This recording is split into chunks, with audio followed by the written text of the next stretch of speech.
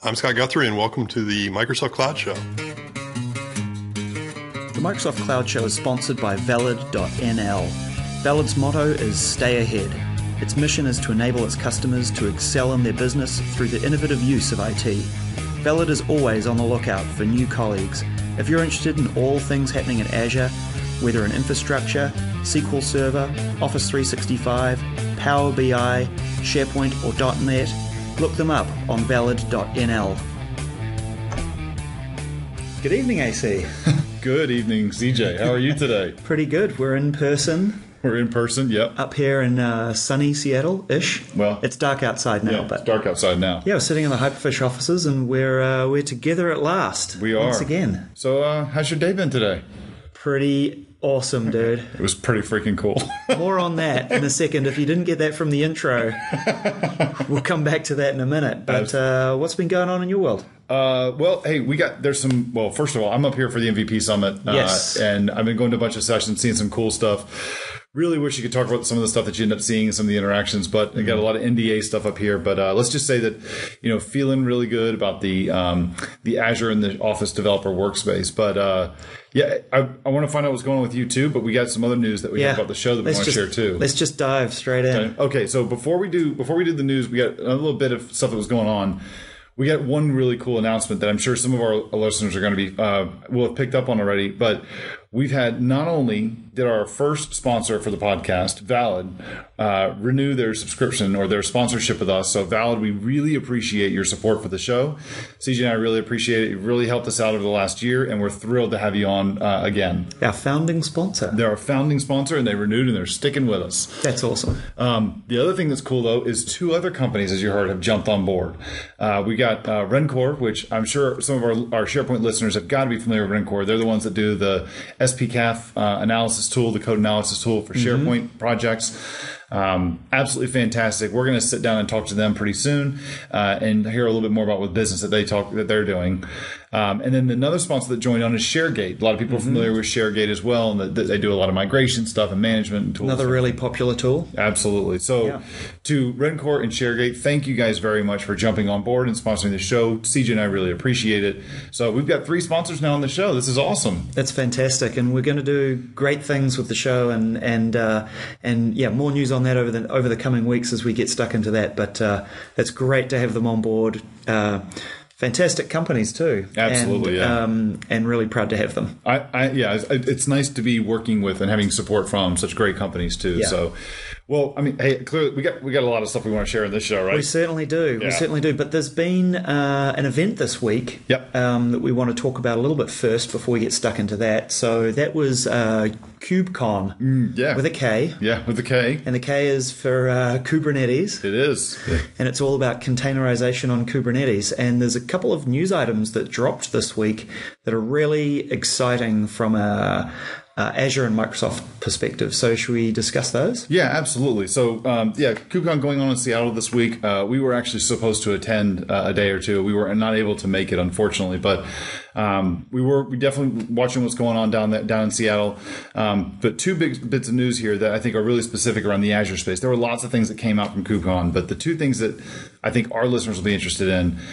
The first one is that as we talked to Ross Gardler a couple episodes ago or a couple months ago, Azure Container Service, ACS. At the time, Azure Container Service supported building out, for a reminder for people who missed that episode, ACS is Microsoft's service that spins up and manages a bunch of VMs and pre-installs the orchestration tools for you for that. The orchestration tools that they supported were Docker Swarm and Mesosphere. Yeah. The new one they've added now they also have you an option of Kubernetes. So what Kubernetes now give you the option, now you can choose any of the most popular orchestration tools and run them right on side of ACS. That's really nice, right? Because if you're a Kubernetes shop, Azure just got a whole lot more interesting without having to roll your own stuff and all of that, and having Microsoft making sure that they can run a good Kubernetes cluster, is that the right word? I think so, yeah, sure. In Azure and have it perform well and all that is top priority for them, which is cool to see them invest in that stuff. It really is. It's really cool to see that. The other bit of news that we heard was around the private registry. Yes. So we've got Docker Hub. I know you guys use that here at Hyperfish. Yep. But Docker Hub, these hubs, these registries, is where you store your Docker images that your containers are based off of. You need to have an easy way to grab those, and it's kind of like a GitHub repo except for Docker images. Yeah, for compiled Docker images, and built Docker images. Azure's got one now. They've got a private registry. So that now I think it's going to be in preview around the 14th, as I think when it first comes out, when you'll be November the 14th, 2016. That's when you'll be able to start playing with it. But before it was, Amazon had a container, had a registry. Google Cloud Platform had a registry. Docker clearly had a public one, the default one that everybody uses. Azure's got one now too. So it's great for those companies who want to have their entire build pipeline and all that stuff and have everything live in Azure where they can control it more and not have to go between different clouds, or maybe they don't trust Docker as a vendor to go through and to host host the thing in Hub. So regardless. It is pretty exciting because Docker Hub does not have the best reputation for uptime. Let's just put it that way. Yeah. And so a lot of companies like to have their own private registries for uptime and also for security, and you know that your images are in your environment and things. So that's pretty exciting news. Yeah, absolutely. Yes, those are the two big bits of news, and we figured these are pretty kind of big, so we might want to kind of link up with someone that had a clue what's going on with this stuff. Yeah, exactly. So this has actually been quite some time in the making, and we are thrilled to be able to finally get Scott Guthrie, who's the EVP at Microsoft in charge of Azure and the cloud business, on the show. Yeah. And I don't know, we haven't really talked about it much on the show, but we emailed him. Gosh, it was probably like 9 months ago, a year ago. It was almost a year and a half ago, because I think it was around last summer I was trying to get a hold, and he's been fantastic because he's been responding and everything. We've been trying to make it work. Scheduling just hasn't worked out. We didn't want to do something virtual. We wanted to do it in person. Yeah. And finally the stars aligned. Oh my gosh, about 2 weeks ago, we tried again, and then when he went to his scheduler and he said, let's make this happen, I was like, we are available the entire week. Whenever you like. Yeah. Tell us the time and we will be there. Yeah, so the stars had to align, right? Like I had to be in town, you had to be up here for something. He had to be here. The goo had to be in town. And then his schedule, I suspect, is trying to untangle spaghetti. But it all came together. So we were very, very happy to be able to sit down with him in Building 17 on campus for a short while in the morning this morning, before you ran off to the MVP summit. Yep. And got your annual Kool-Aid injection. and reprogramming of the chip. Yeah, pretty much. So we'll go ahead and roll that interview, and we'll come back with our thoughts afterwards. Yeah, unlike other interviews, stick around because we're going to give you our thoughts after the interview. Go ahead and enjoy it. Without further ado, Scott Guthrie. The Microsoft Cloud Show is sponsored by Rencore. Rencore is a market leader in the code analysis space.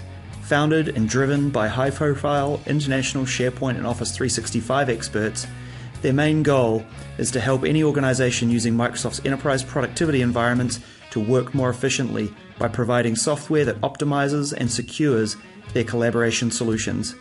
Rencore's most recognized product, the SharePoint Code Analysis Framework, SPCAF, is the de facto standard for verifying the quality, compliance, and governance of SharePoint and Office 365 customizations. If your company is using SharePoint or Office 365 and you're struggling to get your Office 365 and SharePoint customizations under control, check them out at spcaf.com to learn all the ways SPCAF can help you. This is Andrew Connell and Chris Johnson here today. We have a special guest on the show. I'm going to let you go ahead and introduce yourself, because I think it'll be a bit of a surprise for our listeners to know who's coming on the show with us today. Sure. Well, thanks for having me. My name is Scott Guthrie, and I run our Cloud and Enterprise group here at Microsoft. Scott, I guess we've been trading emails for a little bit and trying to make this work. I'm glad we could work on get the schedules and everything to work here. So, CJ and I really appreciate you coming on the show and speaking to our listeners. I'd be really interested to hear some stuff that you have to share with us today. Yeah, my pleasure, and thanks so much for doing the show. And it sounds fantastic, and I'm looking forward to the discussion. I first wanted to start out with talking a little bit about your career at Microsoft and kind of your observations on what you've seen. You've had long career at Microsoft and working on things from ASP.NET to Silverlight to now your space in Azure right now. And one thing that we've seen is you really closely aligned with developers. Developers really closely aligned with you. What kinds of changes have you seen, or what things have you seen over those years in your experiences that you see has really kind of changed the developer landscape? The nice thing about the technology space is it's always changing. Mm-hmm. The individual technology itself, certainly. But at the same time, there's a lot of things that are constant. Mm-hmm. And, I think developers, have always been key to platforms and to really businesses. Mm-hmm. And I think today, even more so than ever.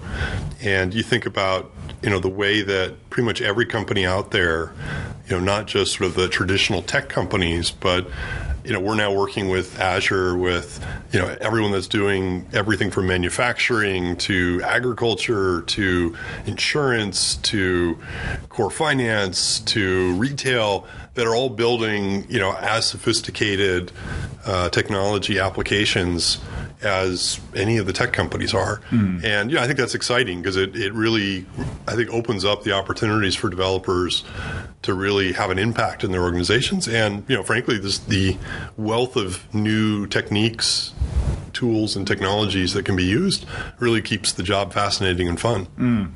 Yeah, it's certainly been a long number of years going from more ASP type programming for just the web and watching us come out of the VB and Access world and things, and into web, and then the internet came along and things, and now we're off into the whole cloud computing universe, and we'll get into Docker a little later on and what you guys are doing on with that. But it's been, as a Microsoft developer for many years, been very exciting having the world open up like this. So it's been certainly fun to be a part of anyway. Yeah, I think probably the biggest change for Microsoft, versus where we were, say, 20 years ago, is the fact that we are trying to change our strategy slightly in the sense of how do we enable developers to use any technology and to be able to really integrate deeply into the open source world, to be able to take advantage of innovations, not just that we put out, but others, say Docker or let's say NoSQL or analytics.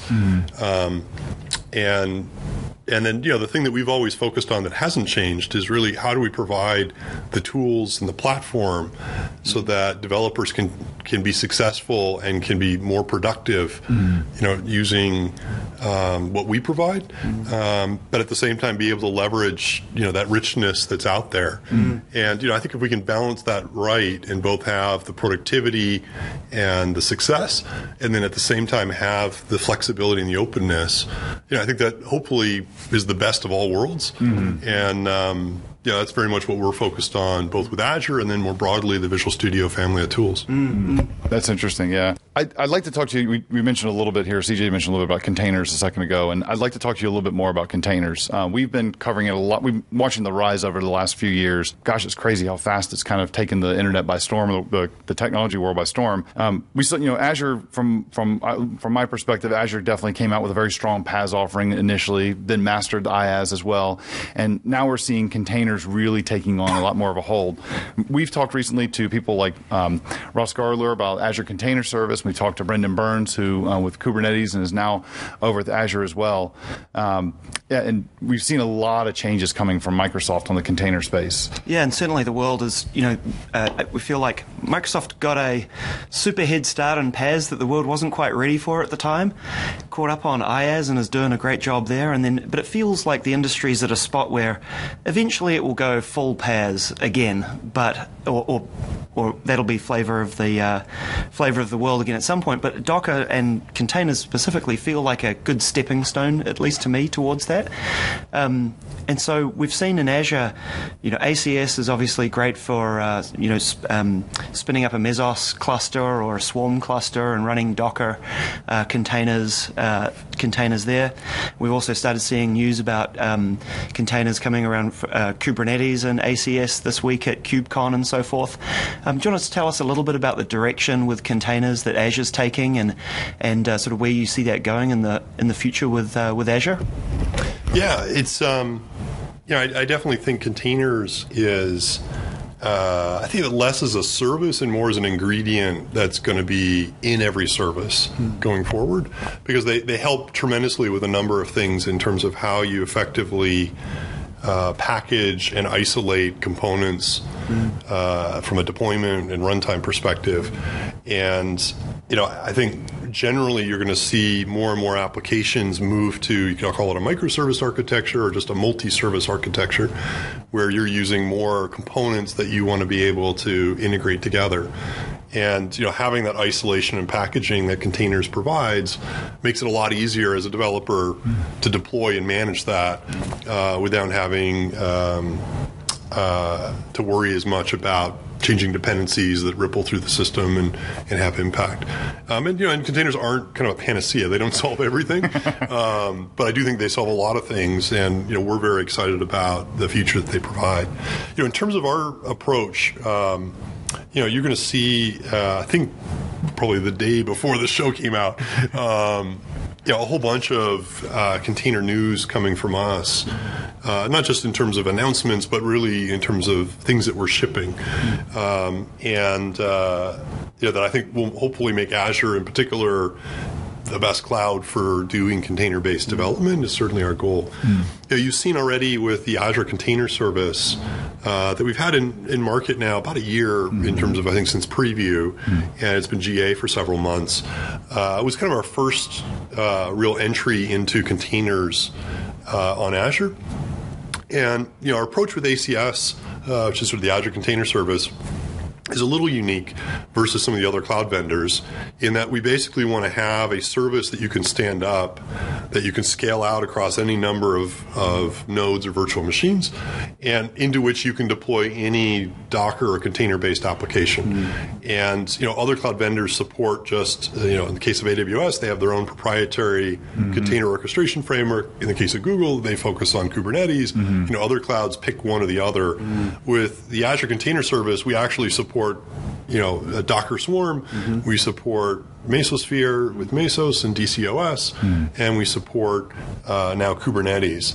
And so you do have the flexibility as a developer to use the full ecosystem out there of container orchestration frameworks and even compose them together into a single solution where you're using multiple perhaps for different scenarios. And I think one of the things that the Docker world has shown is just that there's new orchestration frameworks and new Docker tools coming out on an almost monthly basis. And so having that flexibility, I think, is pretty key. But at the same time, I think, I mentioned earlier, I don't think of containers as a service per se, even though we have a container service, but also it's just this ingredient that you'll see us integrate across all of our services on Azure as well. And, what we're announcing, like the week this show comes out, is that we're adding containers into a wide variety of other services that we're running on Azure. In particular, our Azure App Service, which is one of our more popular services on Azure, and which really makes it incredibly easy to build web and mobile backends, as well as API backends.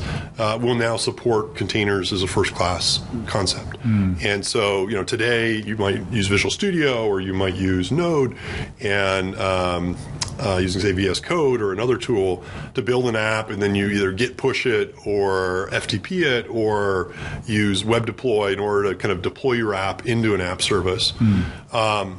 Now you can actually just Docker compose it, upload it into Docker Hub, or we're also just opened up our new Azure private registry, so you can have your own container registry running in the data center that you completely control. And now App Service can basically pull that app automatically, and you can now scale up and scale down a container-based application with any web framework or any back-end framework that you're using today in a really elegant, easy way. And I think in many ways, having Azure App Service support containers as a first-class citizen is probably going to democratize containers across Azure in an even bigger way than ACS does, because it's just so easy to use, and you can start with literally just a small site that costs almost nothing to experiment, and then you can do auto scale, you can scale it up. And then as you start to piece apart your application into potentially multiple pieces, the nice thing is going to Azure Container Service or leveraging that becomes a very gentle, easy step up. And so, I think the combination of those two will be super useful. But you're going to see us also add container support to things like Azure Batch, to Azure Functions, which is our serverless computing option that just went general availability this week.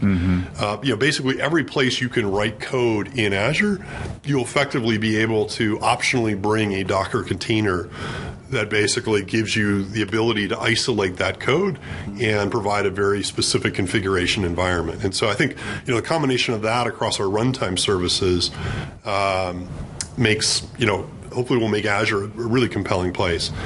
And then the other thing we're doing that's we're shipping this week is a whole bunch of updates around our Visual Studio tooling support for containers. And so in particular, the Visual Studio Docker tools have a massive update now. And what those do is they make it really easy to work with any application inside Visual Studio and support containers. And so you can take a .NET Core application, literally just right-click on it, Docker enable it, we'll add the Docker file, and when you hit run, it'll actually run in a Docker container. And we've done the work to integrate with the virtualization layer inside Windows, so we can spin up a Debian Linux instance running on your machine and enable an F5 experience just like you'd have using IS Express on your local environment. And we've done a whole bunch of perf work so that also it's faster than doing Docker development on any other platform. Similarly, we've got a whole bunch of updates to VS Code around Docker so that if you're developing using VS Code on a Mac or on Linux, you get that same great rich experience. And then with Visual Studio Team Services, we're also enabling a Docker-based CI/CD pipeline so that you can use VSTS to host your code and do build and push automatically into this private Azure registry and then deploy into any of these environments. And we're also adding a command so that if you have, for example, like a GitHub repo, you can actually keep your code in GitHub. You can set up an automatic release pipeline build inside VSTS that'll monitor your GitHub repo. And when it sees a code check-in, automatically do build, automatically package up as Docker, automatically push it into your Azure environment in any of these runtime services. And the beauty of setting all this stuff up is really easy. Yeah. And you're going to see us continue to innovate and iterate both on the tooling side as well as on the Azure service side. And then lastly, if that isn't enough, we're also this week released the public preview for the first time of SQL Server on Linux. And one of the options we're doing with SQL Server on Linux is releasing it inside a Docker container. Oh, nice. And so the nice thing is, even if you have a non-Windows system, so say you have a Mac, you can basically, in 2 standard Docker commands, you basically just point at the GitHub or the Docker Hub repository, and you can download the Docker image in one command, and then you say Docker run that image, and 5 seconds later you have SQL Server running on your Mac, and you have a full local development data environment, and that's symmetric also then with the SQL database as a service offering that we have inside SQL. So you can build whether it's with .NET, whether it's with Node, whether it's Go, Java, you pick your development stack. Whether it's on Windows, whether it's on Macs, whether it's on Linux, you can do all your development, both code, data, and services, packaged up as a Docker container, use our CI/CD pipeline, deployed into a variety of services. And I think the combination is a pretty powerful option. And I think it's going to have a lot of people trying it out, which we're pretty excited about. As a startup who's running an engineering team building stuff all on Docker on Azure, the idea that I've got one vendor to go to for my CI/CD pipe, my repository of Docker images, and where I'm deploying it with orchestration into Azure and stuff is very exciting. Right now we have to talk to 5 or 6 different companies and a whole bunch of different tools, and it's a real spaghetti ball to get it to work today. Going back to that thing I talked about earlier when we were talking about developer trends, I think this approach that we're taking, I think actually maps pretty well to those trends and that kind of our approach that I described, which is, how do we have the productivity and the tools and the end-to-end experience that makes you really successful? Because if you're a startup, the thing you care most about is how do I go fast? How do I actually iterate and get the right product market fit? Right. And that's true also for enterprises, which is how do I build the best product that's actually ultimately going to impact the business. But the nice thing about our approach is we're delivering that type of productivity and giving you those tools, but at the same time directly tapping into and enabling you to take advantage of the full ecosystem that's built up around some of these great technologies like Docker.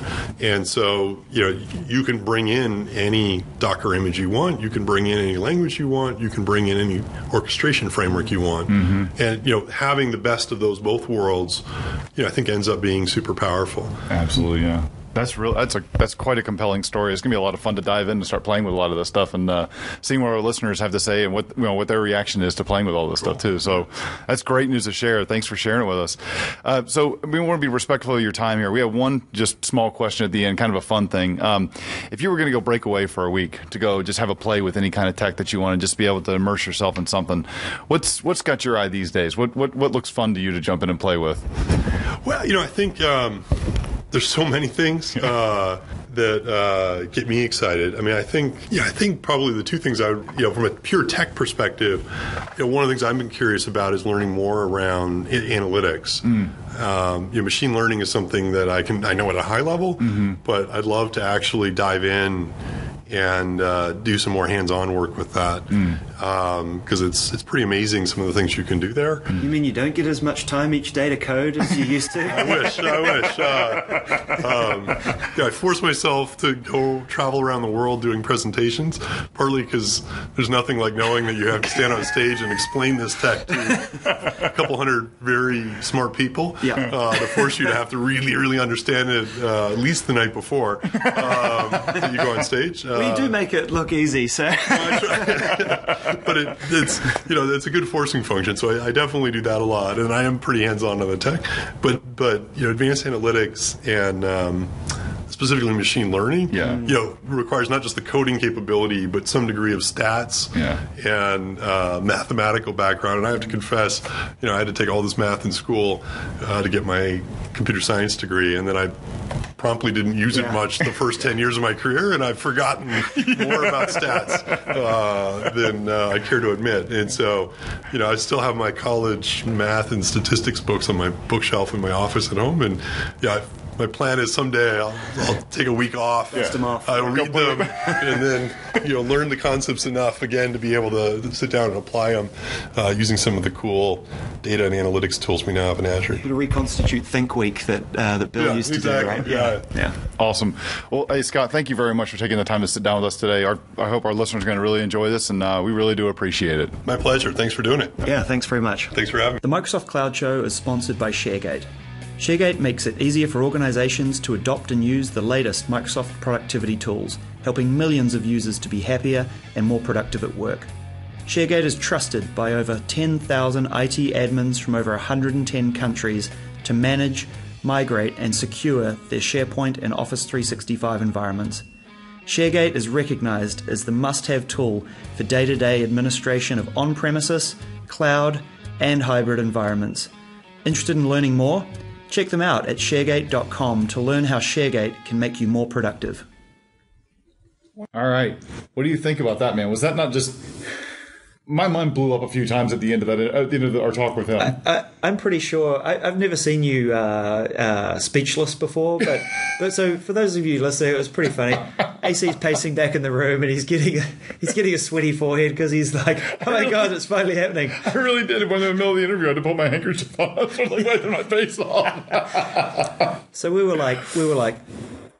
Two kids meeting him, and it's not the first time I've met him, but certainly in an intimate setting like that, and it's great. We talked to him before we started rolling, and told him a bit about the show, obviously, and what we were interested in talking about, and then afterwards got talking about a few bits and pieces as well. But obviously, it was really cool to have him on the show, and really exciting news. It really was. We had a few questions for him. We had a nice compressed timeline so we could make it. We were very respectful of his time, and he was very, very gracious to give us the time to go to sit down and talk to him about it. So, and as you heard, we talked to him first about just his perspective on developers and looking and his involvement with developers over his entire career at Microsoft. He's got a long career there. I mean, it's everything he's touched has been just it's been gold when it's been going. I know people are going to say it's maybe something on Silverlight, but I mean, these things have been gold all along the entire process, right? They've been absolutely fantastic. The tech's been great. Well, even Silverlight, you could argue that was really the test for C# and XAML. Oh yeah, sure. Right, which turned into WPF ultimately, and then WPF is now morphed into like the universal app stuff for Windows and things. So absolutely. It's still got its bones in there. Oh no, it was fantastic. Well, Anyway. To be honest, well, yeah. I mean, well, we're not going to go there. Anyway, the other part I thought was awesome is when we started talking about the container stuff, and when we had CJ and I sat down, and he asked us when we were going to publish the show and everything, and we were like, well, and he's like, well, why don't you publish? We could publish on a specific time because he wanted to share some stuff with us that they were announcing, I guess, when this episode's coming out yesterday. Yep. So at the Connect conference up in New York City. So if you're wondering why the show is a day or two late, it was by request. We got embargoed by the GU. It was pretty funny though because we sat down. And he's like, "Oh, if you can do it, like do it a day later, can you hold the show?" We're like, "Oh yeah." But anyway, it was cool because we went in and we started talking about. He talked about the importance of Kubernetes and with ACS and the new private registry. But the thing that you and I talked about this, and I had this realization, I had this kind of thought when we were talking to him. But we talked about container as a service. When are we going to get that? When are we going to get that? And just give containers and throw containers at something and let it start building up. And it seemed to me, and tell me what you think about this. It seemed to me that their approach with, in our talk with him, he mentioned about putting containers in app service and then being able to very easily scale those up. We do that with websites today. Super easy to scale. When the performance gets under a certain load, then go ahead and scale those guys up. It'll be really curious to see once we can dig into this stuff, what causes them to scale up. Like, can you base it off of a queue or something like that? Right. And then you also talk about putting them into functions. Well, to me, that kind of sounds like CAS. It sounded like once you were going to build an entire application around containers, or as he talked about, it was more of an ingredient to a bigger application. Yeah. It seems like that his approach or Microsoft's approach is almost, you're going to want to get that to a point to where you kind of own more of that entire orchestration piece between everything. You don't want things to be like fully automated by like app service or functions or whatever. And so that's when you almost kind of say, you want to do containers, go to app service. And when your app gets to be like some massive critical size or something, or it gets to be something that you need more control over, then you put on the big boy pants and you go over to ACS. Yeah. I definitely came away with that impression. And it feels to me like with app service, he definitely talks about containers being, an ingredient as part of a bigger thing, right? And that makes sense, right? And it made me feel like you're going to build an app using a whole bunch of PaaS things. But there might be a few things where you want to throw a container in there to do. Yeah. Right? Where you need a bit more flexibility or what have you. And so it's almost like it is. It's PaaS plus containers, right? And so maybe that's what CAS in the Azure world will look like. And then, like you said, if you want to grow up beyond that, then Azure can accommodate you and you choose your choice of orchestration engine and all of those things with ACS, and you can pick Mesosphere, Kubernetes, or Swarm, the big three, right? Yeah. And run it in Azure just fine as well. Yeah, I think it seems to me that he made a really interesting point there. Where Amazon's got their container service, but it's proprietary. It's the Amazon Container Service or whatever they call it. Amazon Container Engine, I think might be, or something. I forget. You then got Google's got theirs, but they only do Kubernetes. Yeah, right. So with Azure, they're basically, you get to choose whichever one you want to use. The popular ones, nothing proprietary. Yeah. That's a pretty good offering. When you add this stuff to app service, when you add this stuff to functions, when you add this as now ACS, and you say using it as an ingredient, you go from saying an ingredient to, is it PaaS plus container? Yep. Or is it maybe containers plus PaaS? I mean, we've seen like articles come out over the last blog posts come out over the last week or two where I know one high frequency trader talked about their experience with Docker and how terrible it was. But a lot of things he talked about that, I mean, you and I talked about this offline. I don't want to put my data inside of a container. It doesn't really make a whole lot of sense. I'd rather that be a PaaS offering. I'd rather put my data inside of an Azure storage or DocDB or something like that. Yeah. It's not really a containerized thing. No, it's quite an interesting strategy because, like you say, if you choose Google and you go GKE, you're Kubernetes and you don't get a choice over that. Whereas Azure seems to be taking the strategy of, we've got this container service, app service. If you want to do it using our stuff, do it using that. But if you don't want to use our stuff to do it, do it on whatever orchestration engine you want, which super flexible. So we'll see where it goes. I think that the piece I was really excited about, I'm talking about, were the improvements in Visual Studio and VS Code for Docker developers. Yeah. Because and if that's not enough, right, exactly. And the tooling chain around Docker is still, especially for devs, right, is a lot to be desired. Yeah. And the one vendor on the planet that understands developer productivity is Microsoft, right? Yeah. And they're bringing some of that productivity might to the Docker developer on Windows, and OS 10, or Mac OS, I should say. And whether you use Visual Studio, he mentioned Visual Studio Code as well. Yep. I mean, it just exactly is nuts what they do. I'm really excited about that because if you live in the open source world and you come from Visual Studio, there's a lot of flexibility, but there's also a lot of picking and choosing and cobbling things together, right? And being able to tie those together with decent tooling will be really interesting to watch. The other part that he mentioned too, that he dropped this, and I guess I don't know if I'd missed this, that this was the entire plan all along, but when he mentioned that now they're releasing SQL Server 2016 on Linux. Yep. A preview, though, I think is what he said, right? Or I think he said preview, but regardless, they're shipping as a Docker image, and that really it doesn't have to. It sounds like it doesn't have to run in Docker, but that's the easiest way to go grab it and test it out and play with it. Yeah. But I mean, think about that as somebody who's going to build like either on Windows or on OS X. You can now go get a container that's got SQL on it, SQL Linux on it. Yeah. But the thing that I was really taken back from is that he implied, or at least it sounded like he implied, that anything you do in that version is completely compatible with Azure SQL Server, or Azure SQL databases. And so, and that's been one thing that I've kind of semi-avoided using SQL Server databases in Azure for a while because I work on a Mac. But now having that, the ability to do that, I know SQL. It's huge. I can know SQL, not no SQL, but I can know SQL. So SQL in a Docker container, obviously huge for developer productivity. Yeah. And then when you go run it, you can run it outside of containers, no problem whatsoever. Yeah. That's really cool. The other thing that was pretty exciting is TFS improvements coming around CI and CD pipeline for Docker. He mentioned it super quickly in the interview, but trust me, this is a massive deal, is Linux-based, Docker-based build environments for your applications. Yeah. And it's the biggest drawback in TFS, at least to me right now, is that when you go compile code on a TFS-provided agent, that's a Windows box that you can't control and configure and customize, right?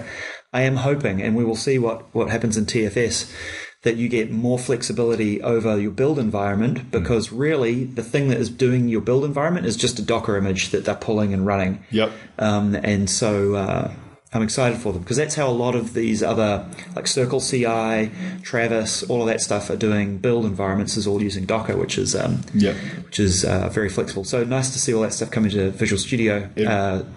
Visual Studio Team Services. Team Services, I thought that was really cool too. I mean, being able to pull it straight from GitHub, or have GitHub be the trigger that actually pulls it, so your code doesn't have to live in Visual Studio Online. Yeah. You can live in GitHub if you want, but you have your entire pipeline in one spot. But you think about this now. Like, I know you guys have your stuff is hosted in Azure, right? But you're using Docker Cloud, right, to manage your environment. You're using Docker Hub. You're using GitHub.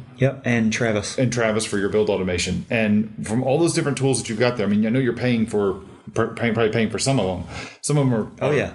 Probably some of them you might not have. Most of them. Most of them. There you go. In fact, all of them. All of them. But being able to then think about, like, if somebody like you guys, you'd be able to have, instead of all these different tools that are out there, you can kind of bring it all under one hat, one roof inside of Azure. And if for those companies that have issues with, like, one bill, one set of user provisioning, one set of security, one Microsoft, one management.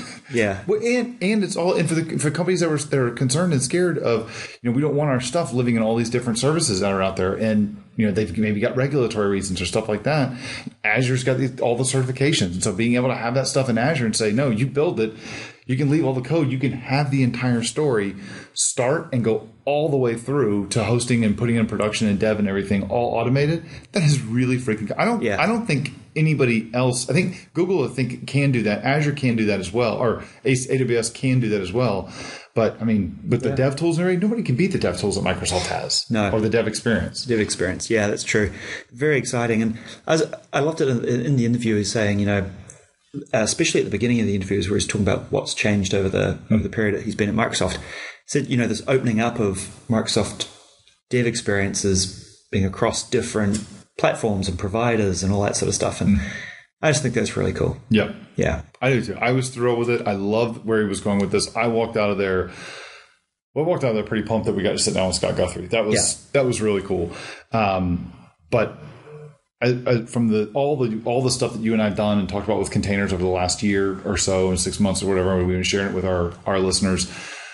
I was thrilled to see the direction that they were going on with Azure. I've been a little confused leading up to this about, hey, you guys are playing the field, it seems. You don't feel like you're really having a story for where your containers can live. And it's like, they really do kind of seem to say, you come to us and we want to be able to provide you any environment you want to be able to run your containers in.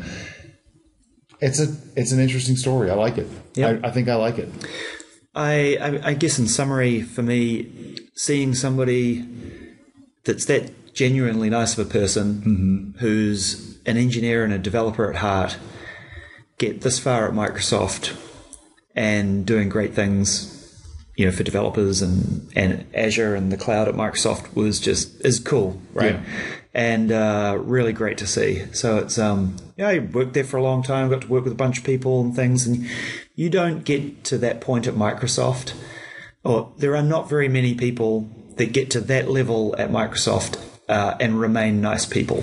He didn't. I'll be completely frank. I was a bit intimidated walking into that interview because I knew. First of all, we don't want to screw it up. I wanted to make sure that this came across really well. I was terrified that the microphone was going to stop working. You were recording on your phone as well, just in case. I was terrified, but he's incredibly approachable, easy to talk to, just felt comfortable as anything.